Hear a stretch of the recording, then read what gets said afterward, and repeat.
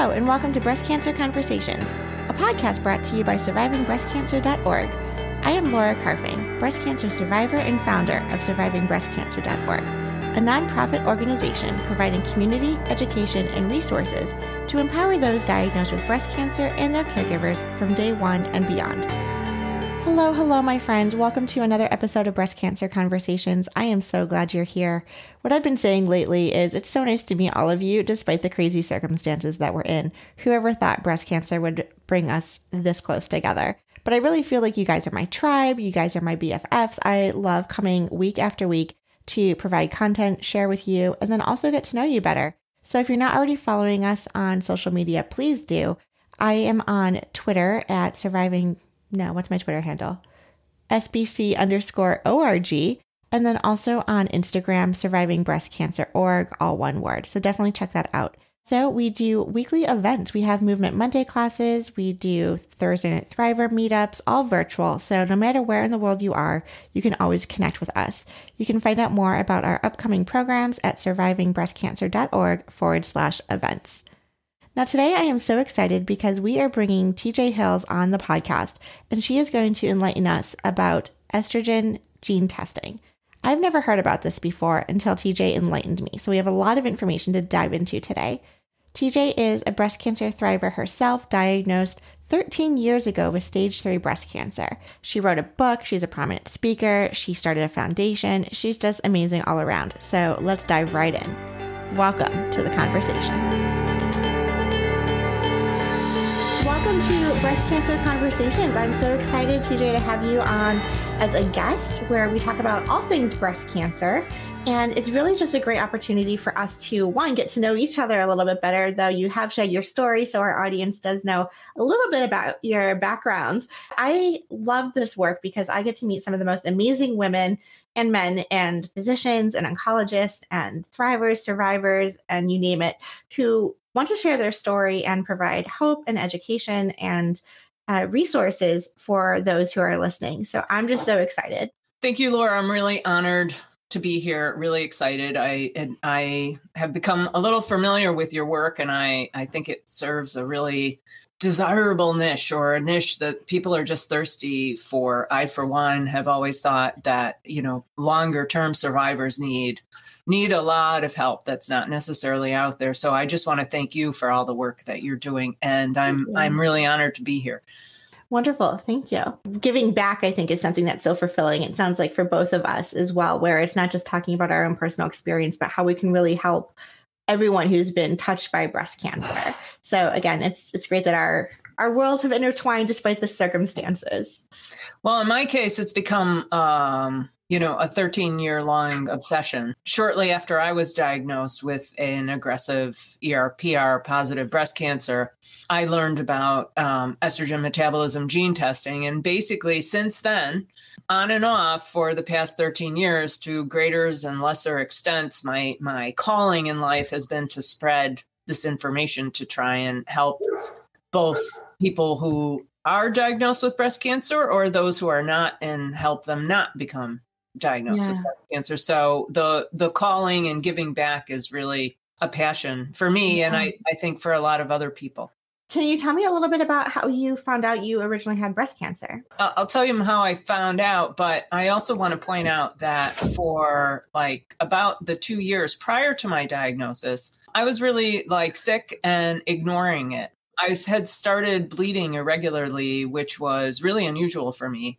And I was becoming extremely tired, which was also extremely unusual for me. So I was basically sick, but I was also very busy. Type A, business, 3 kids, super mom. And I blew it off. So I never took the time to kind of figure out why these things were happening to me. When I was 43, I found a lump in my breast. I found it myself. And as you well know, that is mostly how younger women find it. It wasn't a self-exam. I actually just found it in the shower. It's heartbreaking sometimes to hear how one night it could be nothing. And then the next morning we wake up, whether we're using our hands to wash ourselves or a loofah or something like that. And you just find wait, was this here before? I don't remember this being here before. And just being so in tune with your body to know that something is not right. Something is unusual. I couldn't believe that I hadn't found it, right? Because then it was an obsession and oddly enough, when I found it, I wasn't that worried because 80% of all breast cancer patients, there's absolutely no cancer in my family at the time. That didn't turn out to be the long-term case, but at the time, there was literally no cancer in my family. So I was like very afraid of diabetes, for example, but I wasn't that worried about it. I had like a little cyst removed when I was 17, and I just thought, oh yeah, probably I was concerned, but I really wasn't worried and panicked like I should have been. 2 years prior, right? When we're just kind of, super mom and enthralled in our work and our careers and life, what were some of the symptoms that you were having? You were saying that you were ignoring some of the signs of just general health. No, I was bleeding irregularly. Oh, okay. I was bleeding irregularly, which was very unusual for me. And I was really, really tired. And I'm not a tired person, right? Like prior to this whole experience, I was basically, like that little wind-up rabbit in the commercial, the Energizer bunny. Yes. Like just keeps going. That was a very clear and urgent thing happening in my body, which I just blew off. You discovered the lump yourself. What happened next? A very long odyssey of being, I'm right outside New York City. I'm like basically just north of the Bronx. So I have some of the best hospitals and doctors in the entire country. And again, I wasn't really worried about it. So I basically did my initial discovery of what was going on with me here at local community hospitals where a lot of really important mistakes were made. So it took me a while to actually get down to some of the best hospitals in the country, if not the world. And so that's, and that's where I wound up having my surgeries and chemo, et cetera. What were some of the challenges that you encountered initially? I didn't react well to chemo. I basically kept having like rare side effects to everything. I had problems with my surgeries. I had really, really, what's it called? Neutropenia. So I had very bad neutropenia, and I wasn't responding to any of the drugs that would, raise my white blood cell counts. And finally, treatment was aborted. It was a big deal. And I'm sure that some of the things that I continue to deal with now, 13 years later, are because of basically the strength of the chemo that I was given. Absolutely. I mean, things are different now. I want to just, caution viewers or listeners out there to say that a lot of the personalized medicine, your response to certain drugs, tests that can tell you, how you respond to certain drugs, the dosages given, whether or not you even need them. None of those tests were available. When I was diagnosed, oncotype testing had just come out, and my case was considered too severe to bother with the cost of oncotype. So no physician would give it to me. In fact, I didn't get oncotype testing until I was like 3-4 years out because it wasn't going to change the course of my treatment at the time. Okay. At the time.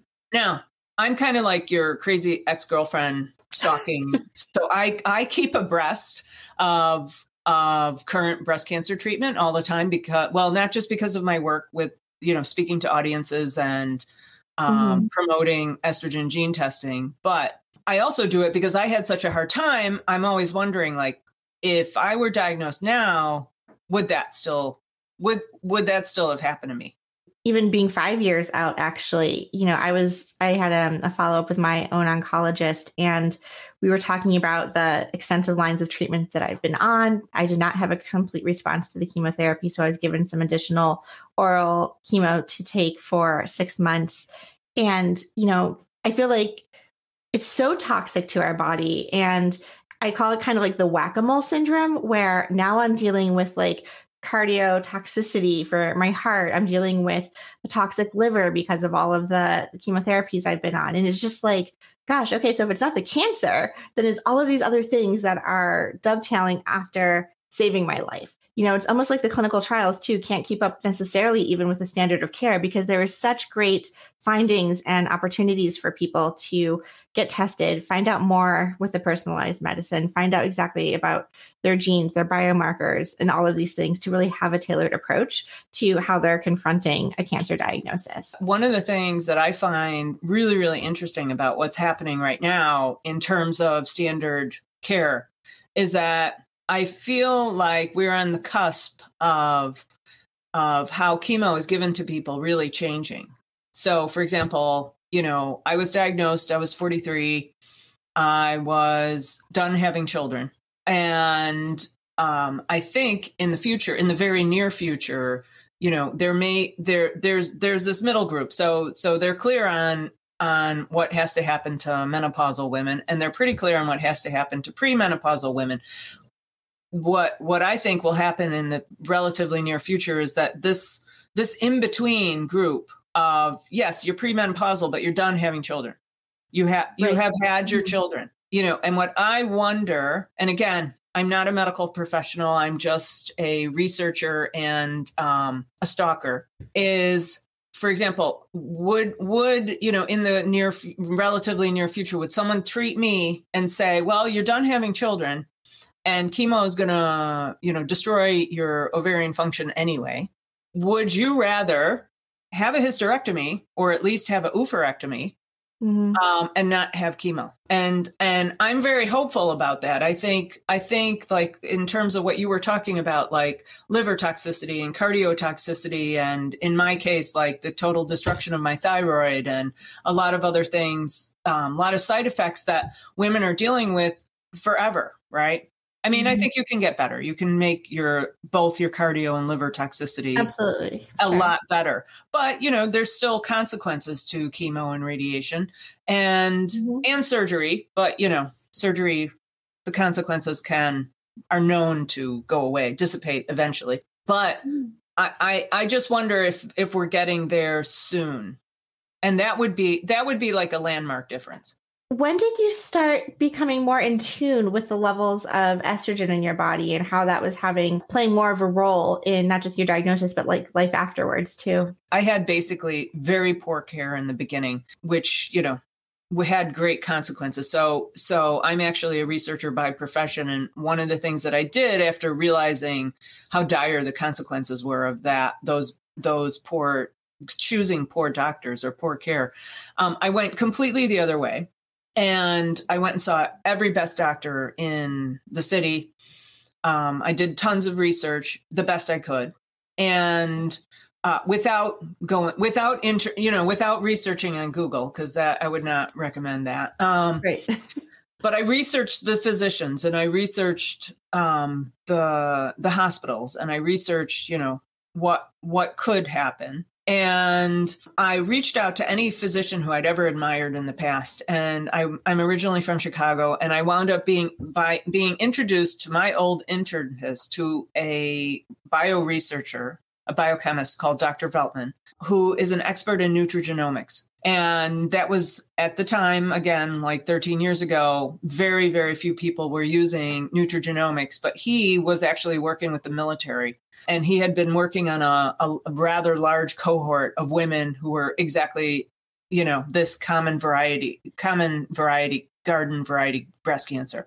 So exactly like your and I's diagnosis. And what he had been doing so nutrigenomics is basically the study of how nutrition and environment and supplements or compounds can change the behavior of a gene for better or for worse. Okay. So these are not cancer genes. These are, in my case, estrogen genes are actually metabolism genes. Mm-hmm. And so basically, as soon as I met him, he started teaching me about estrogen, of which I knew nothing. Like, I didn't know anything about estrogen until after my cancer diagnosis. And so the very first thing that Dr. Veltman asked me, when I was on the phone meeting him, was, have you had any irregular bleeding? Wow. So it turned out that, irregular bleeding is one of the clues that something is amiss with your estrogen metabolism function. And so I learned about it through him. I was given an estrogen gene test by him, basically while I was waiting for chemo. And the results came back and I had damage on every single gene. And not only did I have damage on every single gene, I actually had so much damage that some of the genes were missing. Like they weren't even functioning. They weren't functioning poorly. They were just gone. They had been so damaged. Wow. So that was my introduction to estrogen gene testing. Yeah, I've never actually really heard of it until you and I started talking and you sharing your story with our community members. So estrogen is not estrogen. Estrogen is a group, right? Estrogen is referring to a whole group of hormones. And the strongest one is estradiol.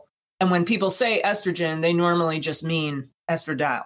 That's really what they're saying. Estradiol is mostly produced in our ovaries, but a weaker form of estrogen is produced in our fat. And that's one of the reasons why obesity is on the list of breast cancer risk factors. Because if you go through the list of breast cancer risk factors, most of them are estrogen related. So unless you've had like some kind of chemical damage, like, serious chemical damage, you're living next to a factory or a polluted stream, or you've been radiated in the past, apart from like some kind of very strong environmental exposure to toxins, everything on that list is related to estradiol. And so I didn't just research estrogen in my, so basically, again, 13 years ago, they didn't have the specification of the tests in your diagnosis and prognosis. So what I was told when I was diagnosed is that if I successfully completed,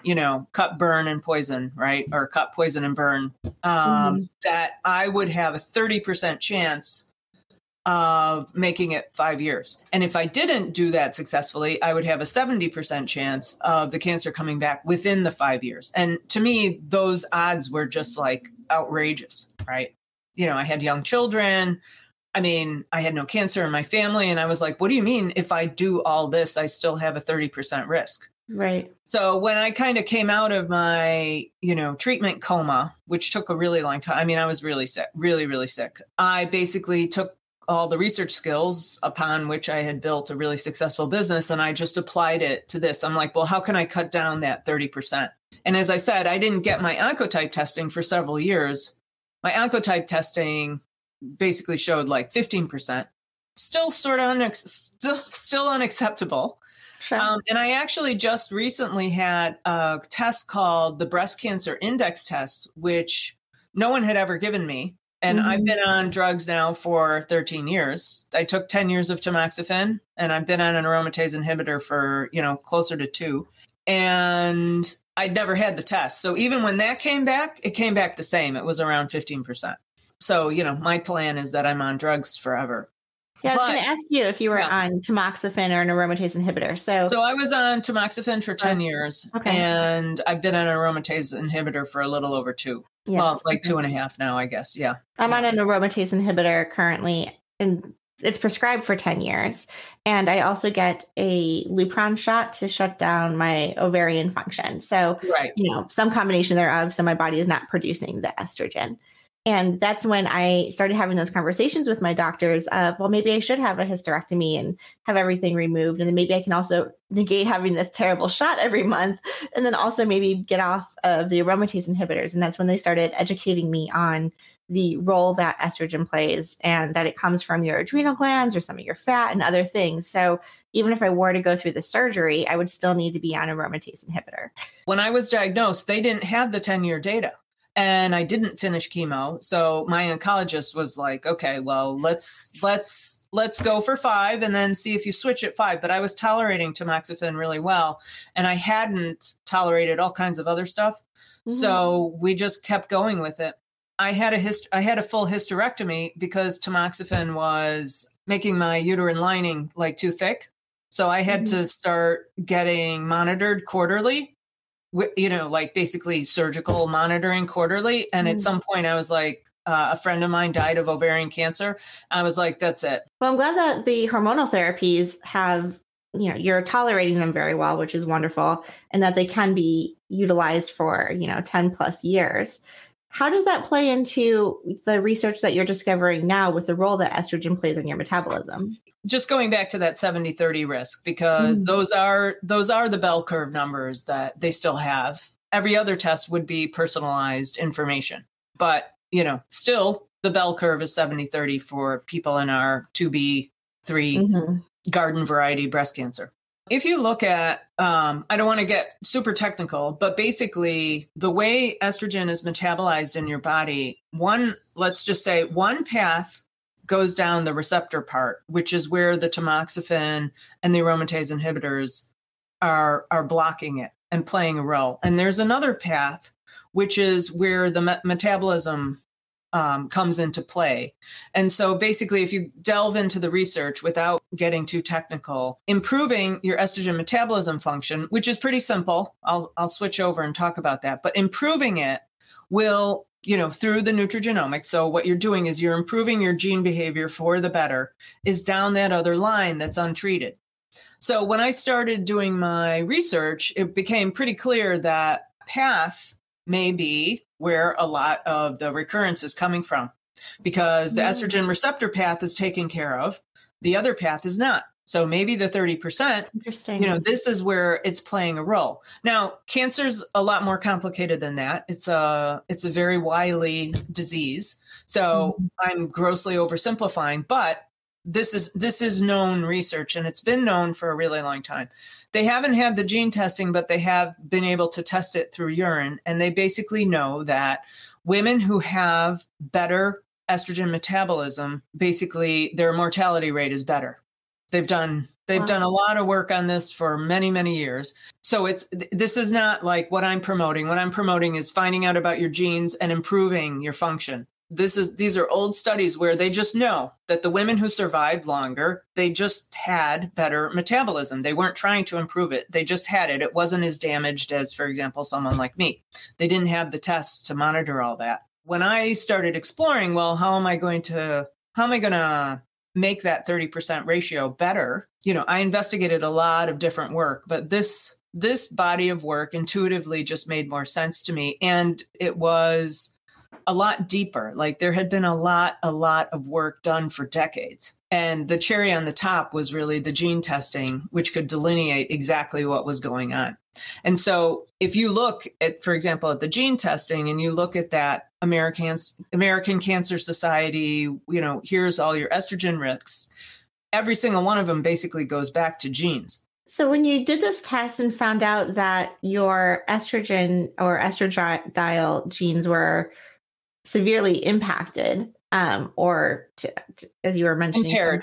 Yeah. Thank you. When you receive that news, like in my mind, I'm thinking, okay, what do I have to do? How do I fix them? What does this mean? How did this happen? Right? As if cancer isn't bad enough. Now you're finding this. Oh, what was some of your reaction to that? Well, I was really relieved because of the mystery of the cancer, right? Like there was no cancer running in my family. And when I got the results of the test, so everything made sense because I had very, very high estrogen exposures through drugs.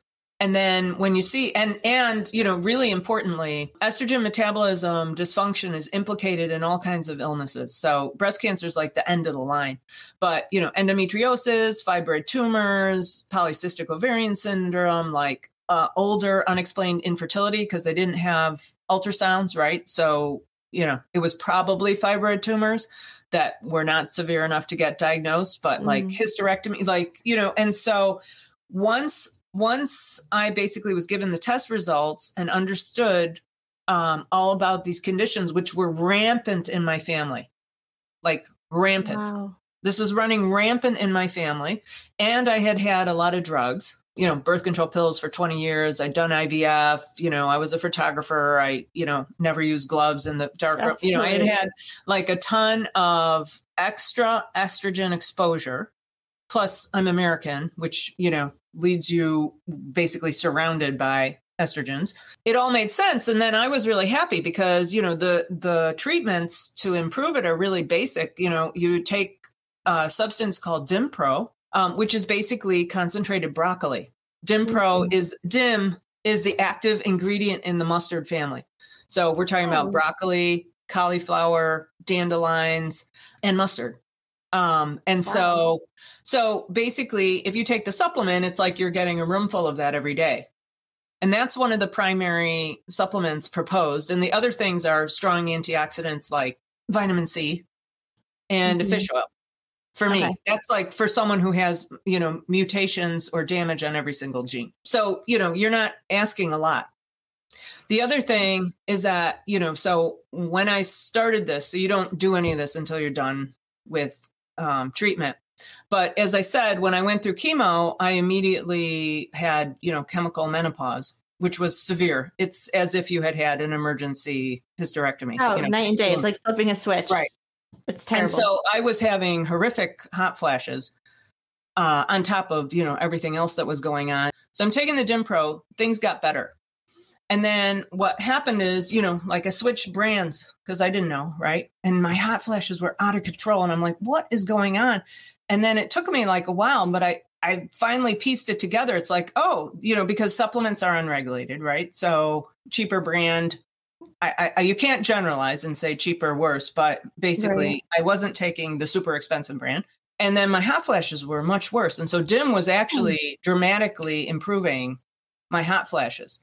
Now, was this recommended to you from Dr. Veltman? Veltman. Yeah. Okay. So all of this was from the expert in nutrigenomics, but eventually I wound up, following up with integrative health physicians because they're the ones who knew at the time Mm-hmm. a little bit more about nutrigenomics. I'm promoting that every woman in the world ought to be taking this test so that they can plan out their fertility life cycle. How long are they going to take drugs or not take drugs or do, now you can do egg freezing, which I think is super cool. And there's all kinds of super cool birth control pills, which, not pills, but interventions, that don't have hormones. Sure. How do you advocate or how would you tell women listening or watching this now? How do they start having that conversation? Who should they talk to? Is it their primary care, their oncologist? Do they just go in and ask for the test? They should go to my website, betterestrogen.com. And I have a handful because my standards are pretty rigorous. So I only have a handful of companies that I say like, here, go get this test from them, because then when the test results come out, they're going to say what exactly you should do. So because a lot of physicians don't know about nutrigenomics. So if you ask your primary care or your OBGYN or whomever, it doesn't have to be a doctor. It could be a naturopath or a chiropractor or a nurse practitioner or, anyone basically with a license can order these tests. The other thing is that some of the testing companies actually have virtual doctors. So you have a virtual visit, you get your test, and then you go through it with them. Okay.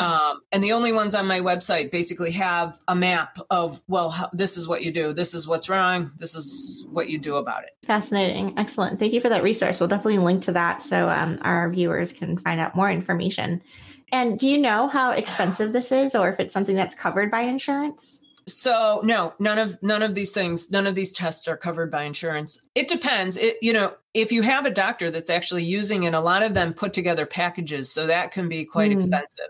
But the test itself runs between $100 and $300 in my experience. Yeah. I think the more information we have about our specific cellular makeup, our metabolism makeup, like all of those things really is just empowering. And, I had a call from my genetics counselor who said, since 5 years ago, there's more panels we should be testing. Like, why don't you get back in here and why don't we do some more blood work? And so, it's one of those moments that kind of makes you pause because I don't really want to discover more necessarily. But at the same time, I know, knowledge is power. And if there's something I can be pre-screened for earlier, whether it's, colon cancer or other things that might be familiar, I would rather just collect the information and then be able to make a proactive plan. So that way I am taking the best care of my health as possible. I think that the running out of how long it takes us to get to real personalized medicine is just going to take a long time, but we're getting there. For myself as well, I was a strict vegan when I got diagnosed. And I was like, are you kidding me? I eat all the kale and broccoli in the world and I still got cancer, which has been a little bit of my platform of it can happen to anyone. It doesn't discriminate. Yeah. And, if rounding up even to 15%. I think the stats are around, about 10% are genetic or family history lines for why someone might develop breast cancer. But then what about the other 90%, right? So like you're talking about lifestyle, environmental factors, exposure to other estrogens or hormones. And so it really takes that, 30,000 foot view of, okay, what's your whole makeup? What is happening, from day one until your diagnosis? And it's probably inappropriate to say, I would say like I'm a little envious that you figured this out because, so many of us are like, oh, no one knows why I got diagnosed and why this is happening. But it sounds like you're starting to put together those dots and putting the pieces together to figure out, these early signs with your menstrual cycles and the bleeding, and then how this could lead to where you are now understanding your specific environment with estrogen. Well, I wouldn't be jealous.